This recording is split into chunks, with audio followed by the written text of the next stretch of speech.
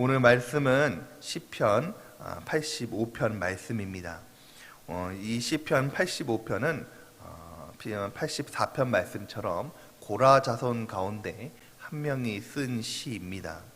말씀의 배경을 보면 이 시편의 배경이 나와 있는데요.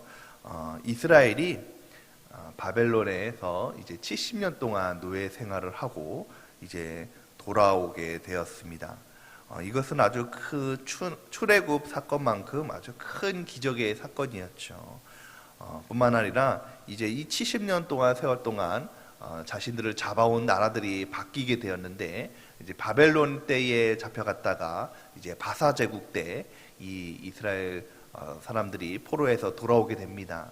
그때 이 바사 사람들은 바벨론이 이스라엘 포로 때 잡아왔을 때 약탈한 것 같이 다 돌려주게 되죠. 이처럼 하나님께서 이스라엘 백성들에게 회복을 주시고 또 은혜를 주시는 것에 감사하며 드리는 시가 이 85편 말씀입니다. 이 말씀을 관찰하면 오늘 본문 말씀은 두 단락으로 나눌 수가 있습니다. 첫 번째는 하나님의 회복시키심과 구원하심이 1절부터 7절 말씀에 기록되어 있고, 두 번째는 하나님이 이스라엘 백성에게 주실 은혜에 대한 소망이 9절에서 13절 말씀에 기록되어 있습니다. 그리고 이 두 단락을 이어지는 것이 8절 말씀인데, 이 8절 말씀이 오늘 말씀의 핵심이라고 말씀드릴 수가 있습니다. 말씀을 살펴보면서 함께 나누고자 합니다. 먼저 오늘 본문 말씀은 하나님의 구원과 회복을 말씀하고 있습니다. 우리 1절과 2절 말씀을 함께 읽겠습니다. 여호와여, 주께서 주의 땅에 은혜를 베푸사 야곱의 포로된 자들이 돌아오게 하셨으며 주의 백성의 죄악을 사하시고 그들의 모든 죄를 덮으셨나이다. 아멘. 1절의 말씀에 보면 여호와께서 우리 은혜를 베풀어 주셔서 포로된 우리가 돌아오게 되었다라고 고백하고 있습니다. 앞서 말씀드린 대로 하나님께서 은혜를 주셔서 이스라엘 백성들이 70년 동안의 긴 포로 생활을 마치고 다시 이스라엘 땅으로 돌아오게 되었죠. 그리고 이제 그것에 대해서 감사하고 있는 것입니다.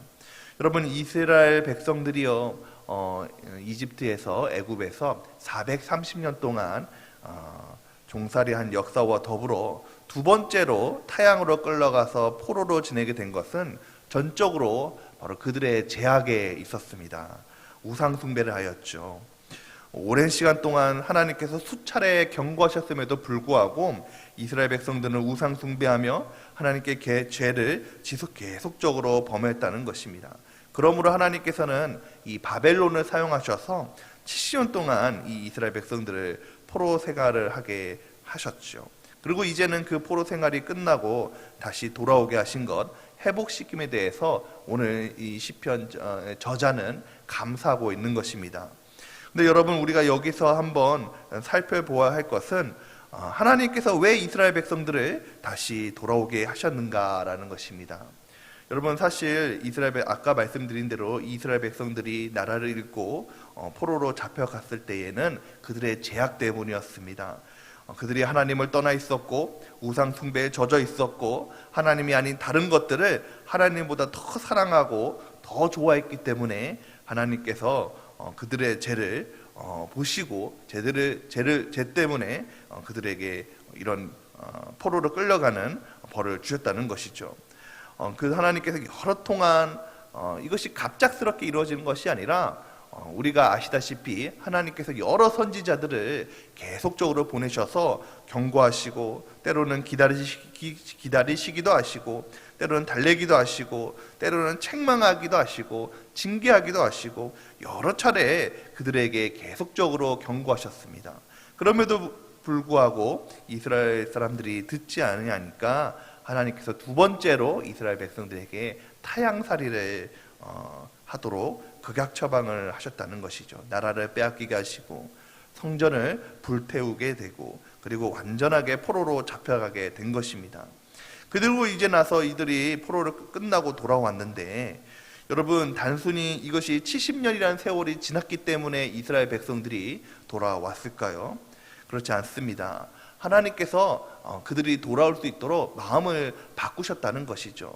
70년이 아니라 700년을 그들이 채워도 하나님께서는 하루가 1000년같이 보내시는 분이시기 때문에 하나님의 마음이 돌아오지 않는다면 그들은 이스라엘 백성들은 이 가나안 땅으로 돌아오지 못했을 것입니다. 무의미한 시간이 됐을 것이죠.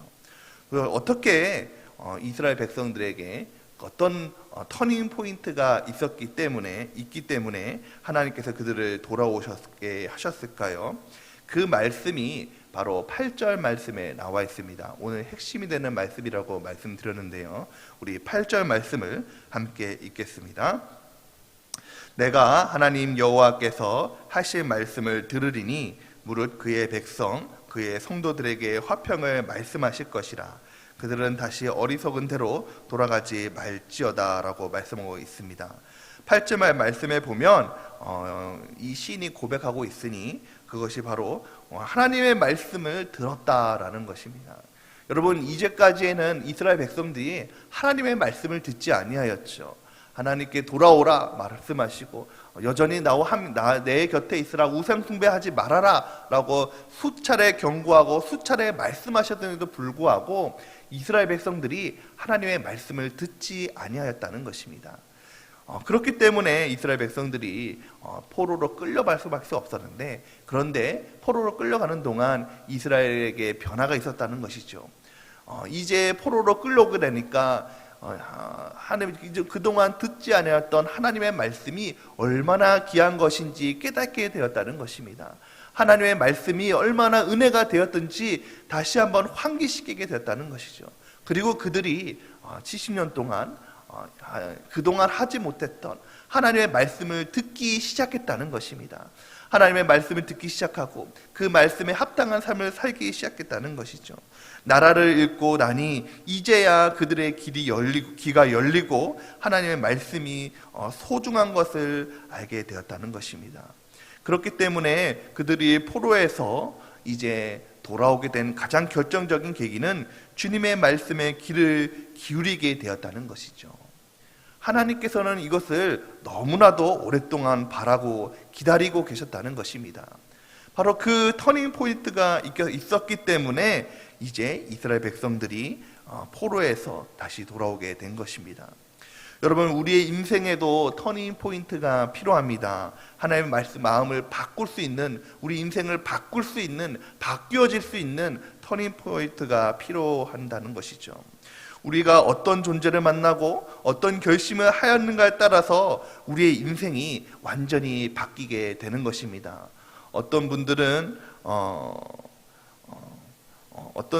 그냥 재미로 시작했던 이 주식이 나중에는 전 재산을 다 날리게 되는 아주 심각한 인생의 결과가 이루어지게 되는 경우를 본 적이 있습니다.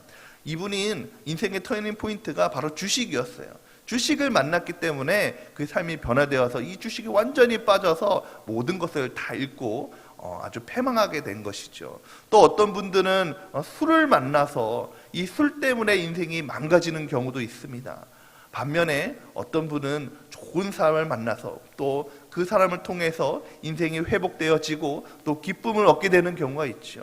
어떤 분들은 하나님을 떠나 있다가 하나님을 만나서 정말로 그의 인생이 하나님이 기뻐하시는 삶으로 바뀌어지는 경우도 있습니다. 여러분, 우리가 어떤 것을 만나느냐, 어떻게 행하느냐에 따라서 우리의 인생이 완전히 바뀌게 되는 것이죠. 오늘 제가 우리 말씀을 통해서 우리 모든 성도님들에게 권면드리는 것은, 오늘 이스라엘 백성들이 하나님의 말씀을 들을 때에 그들의 인생이 바뀌어지고 포로에서 다시 회복됨을 이룬 것처럼 우리가 하나님의 말씀을 듣는 것부터 우리의 인생이 바뀌어지기를 소망합니다. 여러분, 우리가 삶을 살아가면서 뭔가 답답한 일을 만나고 뭔가 막혀 있을 때에 하나님의 말씀에 귀를 기울이시기 바랍니다. 그러할 때에 하나님께서 우리에게 말씀하셨을 때 그 말씀을 통해서 우리의 인생이 바뀌어지고 또 그 길을 통해서 새로운 인생의 길이 열리게 된 줄 믿으시기 바랍니다. 이 하나님의 말씀을 듣기 시작할 때부터 그것이 이스라엘의 회복의 구원의 터닝 포인트가 되었습니다. 구원의 분기점이 되었죠. 그리고 이처럼 회복의 역사를 시작한 이스라엘 백성들에게 하나님이 주시는 은혜가 있습니다. 우리 10절부터 12절 말씀을 함께 읽겠습니다. 인애와 진리가 같이 만나고 의와 화평이 서로 입맞추었으며 진리는 땅에서 솟아나고 의는 하늘에서 구워보도다. 여호와께서 좋은 것을 주시리니 우리 땅이 그 산물을 내리로다. 아멘. 하나님께서 우리의 죄를 구원해 주시고 회복시켜 주시는 것에 목적이 있습니다. 이스라엘 백성들을 포로에서 이제 이스라엘 땅으로 귀환시키는 것은 하나님께서 주시는 목적이 있죠. 무엇입니까? 바로 오늘 12절 말씀처럼 우리에게 좋은 것을 주시기 위함인 줄 믿으시기 바랍니다. 하나님께서 우리를 사랑하시고 우리에게 좋은 것을 주시기를 소망하시죠. 여러분, 자식에게 좋은 것을 주고 싶은 마음은 모든 부모의 마음이 아니겠습니까? 때로는 자식이 조금의 실수하고 잘못을 범했을 때에 책망하기도 하지만 궁극적으로는 그 모든 것이 자녀를 사랑하고 자녀에게 좋은 것을 주기 위함이 아니겠습니까? 하나님께서도 마찬가지는 것이죠. 하나님께서 우리에게 좋은 것을 주시기를 소망하십니다. 우리에게 놀라운 것을 주시기를 소망하시는데, 문제는 하나님께서 아무리 좋은 것을 주시려고 하더라도 우리가 준비되어 있지 않고 자격이 없으면 소용이 없다는 것이죠. 그러므로 하나님께서는 때로는 우리를 혹독하게 훈련시키시기도 하시고 때로는 우리를 고난 가운데 두시기도 한다는 것입니다.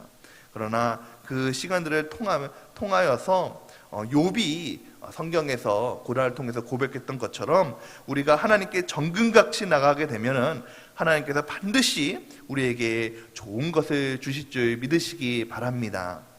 사랑하는 성도 여러분, 우리가 오늘 코로나 시대를 살아가고 있습니다. 교회적으로는 사회적으로 손가락질 당하고 있고 또 우리 개인적으로도 아주 힘든 시간을 보내고 있습니다.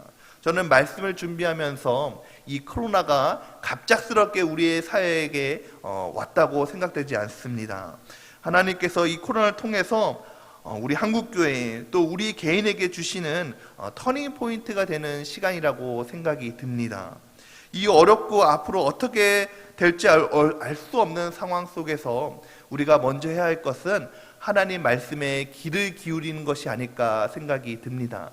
하나님의 말씀을 들을 때에, 또한 우리가 하나님께 기도하며 나아갈 때에, 때로는 목회자의 말씀을 통해서 우리 하나님의 말씀을 묵상했을 때에 하나님께서 오늘 나에게 주시고자 하는 말씀, 우리 인생 가운데 우리가 인생의 길을 어떻게 걸어가야 할지, 정말 이 상황을 어떻게 열어가야 할지 하나님께서 우리에게 말씀하는 것이 있다고 생각이 듭니다.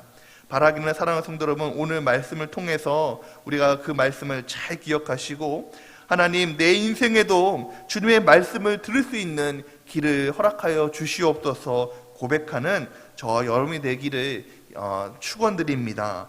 이스라엘 백성들이 길고 긴 포로 생활에서 하나님의 말씀을 들을 때에 그 포로 생활이 끝나고 돌아왔던 것처럼 오늘 이 새벽에 우리가 하나님의 말씀을 듣기를 소망하고 그 말씀을 기를 때에 하나님께서 은혜를 베푸시고 우리에게 길을 열어주시며 또한 우리에게 은혜를 더하여 주실 줄 믿습니다. 이런 놀라운 은혜가 저 여러분에게 임하기를 예수님의 이름으로 축원드립니다. 우리 함께 기도하겠습니다.